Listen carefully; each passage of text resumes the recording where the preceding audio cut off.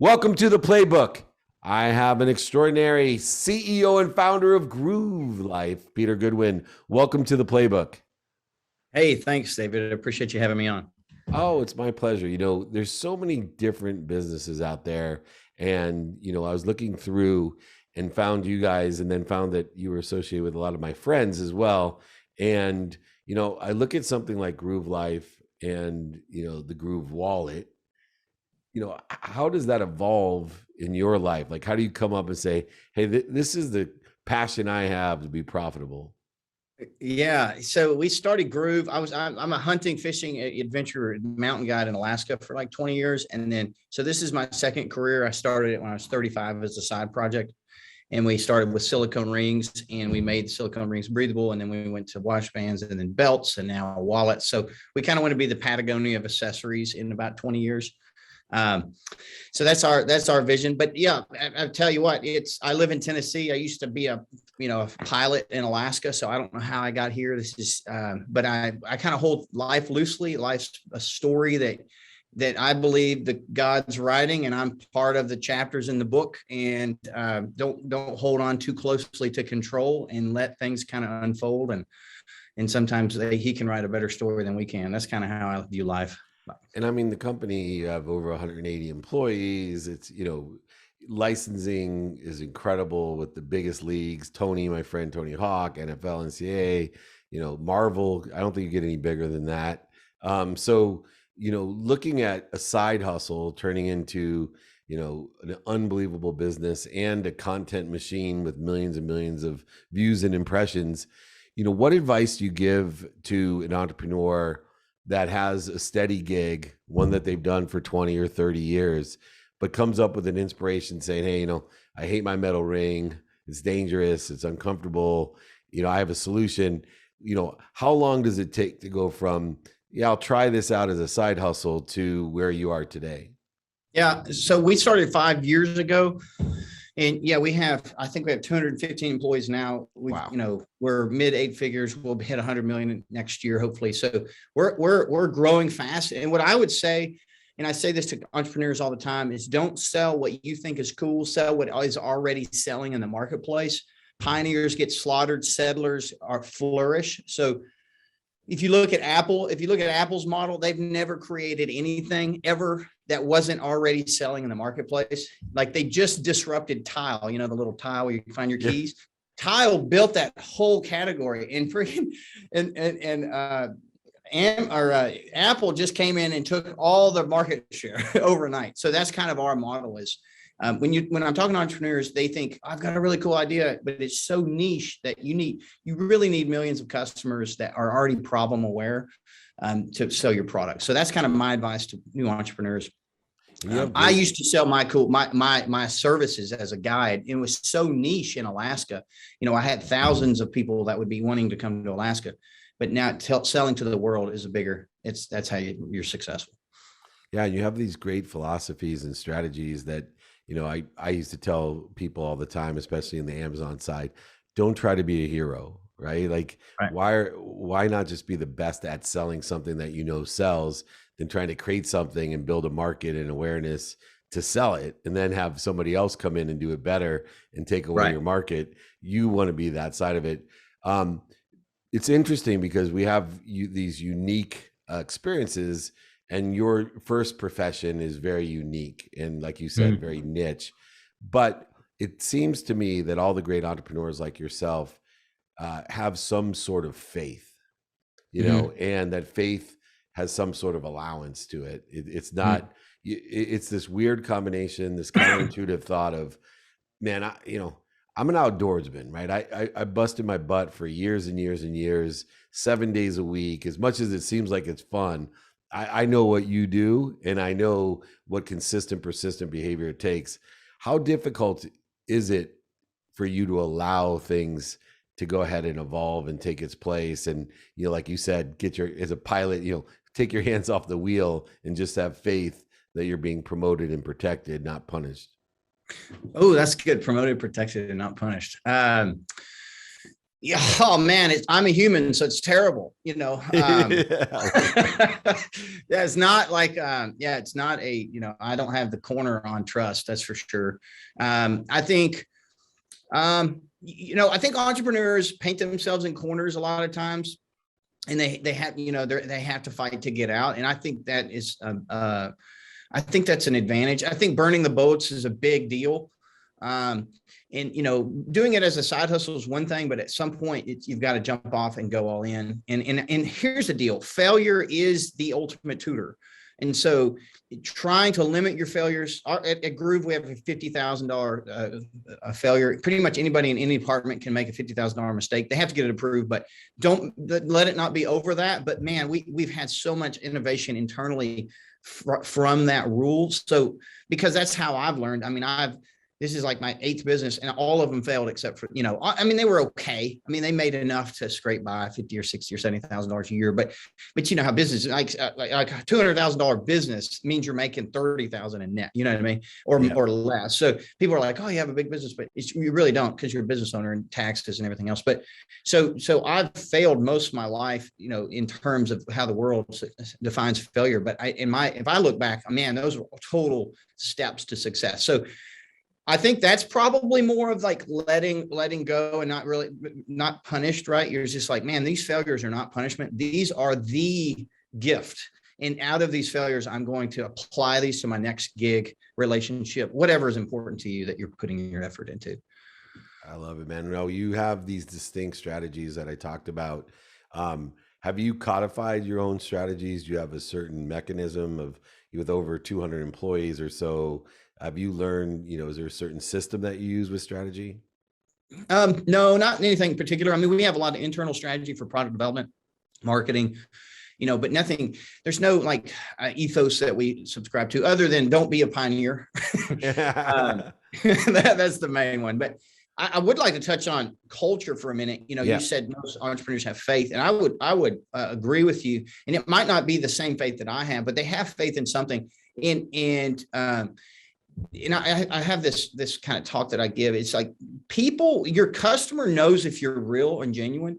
And so if you're giving to the manatees or whatever the elephants or whatever the flavor of the month is, that's, you know, currently in the popular culture, and you're changing all the time, and like your customer knows that, and they also know if you're genuine for what you actually believe. So I'm very open about my faith in, you know, my business and what we stand for. I don't beat anybody over the head. I'll sell to anybody.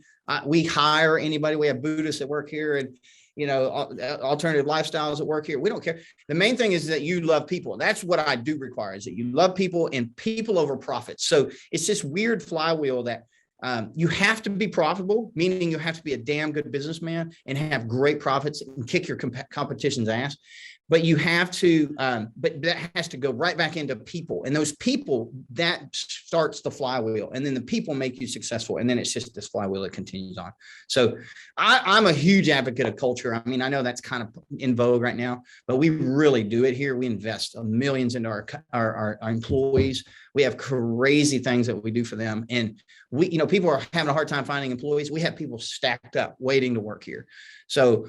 And we're growing. You know, the other thing is we're growing really fast. So that's just that momentum, and people love that energy. So I don't know. I don't know what the formula is, other than be true to yourself, treat people correctly. Don't sell shit that people don't want. Excuse me. Sell things that the market wants already. Make it better. Sell it to a different demographic that's already being served. And those are kind of the 4 keys to our success. Those are great. And you hire and invest in hiring, which is, you know, your people first business, and the people are what make a business. I always say A people and a B product will always beat the A product and B people every single day. 100%. I hire people that I can, and I hire people I can't even afford, because Yes. I know I'll be profitable in the end. But the most difficult thing, which you seem to do so well, because the culture at your company is extraordinary, the success of your company is extraordinary, is to trust and vet or personality profile before you hire. Are there some tricks or tips? You know, you're so seasoned and experienced. You have all these great tips. I was hoping you could share maybe 1 or 2 with us about how to profile before you hire someone. Yeah, 100%. We use the disc profile with Enneagrams, the same, similar, probably even more in depth. But I kind of grew up on disc, and we're in, a lot of my ex-employees, or my employees are ex-Dave Ramsey employees. So they kind of brought the disc profile over. Before anybody that makes over $50,000 a year, basically, we have a disc profile already in their job description. We make them fill out that with their application. They have to send that in. If they don't fit the profile that we already know would fit that, position, they don't even get an interview. So that's huge. And so we used to have everybody's disc profile on their desks, but now we have too many people. But we bring in a disc expert that gives teaching. We've done that in the past. We haven't done it in about a year. But what's cool about that is everybody, we're doing it for business, but everybody has these aha moments about their wives and their husbands. They're like, oh, that's why my husband does that, or my wife. But that goes back to investing in them, like not just making it, oh, no, this is about business. No, this is about life. Like you having emotional intelligence with other people is crucial for your success in life. And it's crucial for your success at Groove. So we absolutely, that'll probably be illegal eventually, that you can't even personality profile, but it's not now. And we're doing it heavily. I love it. And you are a great influence on your employees. You're a mentor beyond, you're a great leader, an intelligent follower. But usually people that have great influence have had great influence, meaning there's some big influences in your life to be able to give you that faith to move from, the backwoods of Alaska into a multi-million-dollar business. Who would you say had the biggest or one of the biggest influences on your life? Yeah, I would say my Uncle Larry, who my dad was a strong man in my life, but as any boy about the time, about 12, I'm starting to think that he's not as cool as I thought he was. And my parents shipped me up to Alaska, because we were not living there full time at that point. And my extended family was there. So my Uncle John and my Uncle Larry really had an impact on me. But I will tell you that what I learned, and I encourage everyone to do this, is to, wisdom is there for the taking. And I say, you need to worship at the altar of wisdom. And so there are people that if you're humble, that will help you in so whether you're an aspiring entrepreneur or you're seasoned, like there's always room to grow. And there's always people that will willingly give you their wisdom. Now there's lots of people that give you advice, right? But I'm talking about people that are very good at what they do. If you are humble yourself and ask for help, they will give it to you, and including paying for it, right? Like coaches, I always have some type of business coach or life coach that I'm working with at all times, just to challenge my thinking. And I call my uncles still, and ask them advice all the time. But I approach every situation as if I don't know anything about it, and I try to get as much information from outside to make my assessment. I think people that go into certain situations thinking they do know how, you can, that's rough. You can make a lot of mistakes that way. So. Oh, well, I'd love to coach you. You are the perfect potter's wheel piece of clay with so much potential and so much wisdom within yourself as well. And, as a executive coach of some of the biggest CEOs in the world, you have the personality traits, characteristics, obsessions, and addictions of all great leaders. And it's humbling for me. And two of the key components that a lot of people don't talk about is, yourself as a chief energetic officer is faith and humility, right? Because all your answers have some sort of ignorant humility to it of, I'm a piece of this small thing and I have my hands off the wheel. And yet I'm sure you're the first one in and the last one to leave with a work ethic that's never been seen before, just like everyone else with the spirit of excellence. As we finish up, I'd love in that light for you to share maybe one of your favorite lessons or something that you would tell your son or daughter when they take over your company. Hey, just remember this. What's that one thing that you'd like to share with us?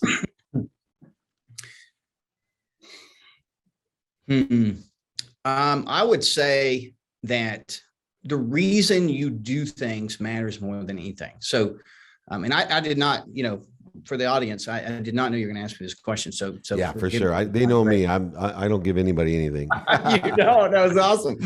That's a big one, man. That's like, and then, that's a big one. But I would say that, Yeah, I just, the reason you do it is what matters. And the reason I do what I'm doing is for people. And there's three sets of people in my life that that matter to me. The inner set is my family, my kids. I have 4 young kids and my wife. Taking care of them, and there's 3 ways that I want to take care of people: spiritually, emotionally, and physically. So how do I emotionally connect with all my children, physically connect, with them, like hugging and, just those, and then spiritually, how do I spiritually feed them, emotionally connect? Okay, so then I have my employees, the people that I spend the most amount of time with, and how do I impact them, and then how do I impact my customers? So from the inside out, the most influence I'm going to have are on those, is that middle core.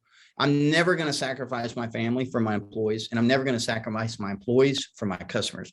So ever. So that's kind of how I look at my sphere of influence. So when I tell my kids, hey, whatever you're doing, it needs to be about people, family first, and how do you impact those people?